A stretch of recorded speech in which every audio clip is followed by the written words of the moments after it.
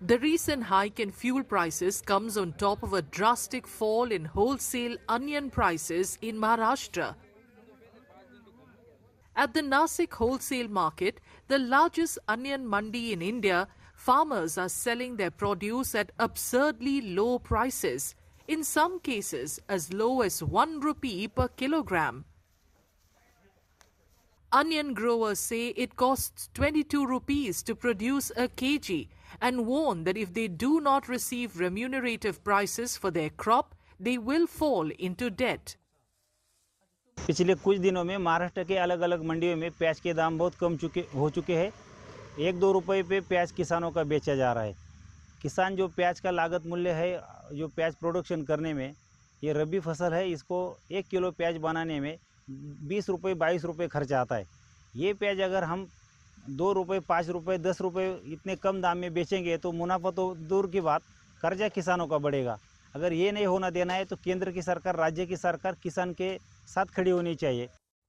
There are multiple reasons behind the crisis, including unseasonal rain affecting crop quality and yield in Maharashtra, a bumper crop in other onion growing regions, and the West Asia crisis.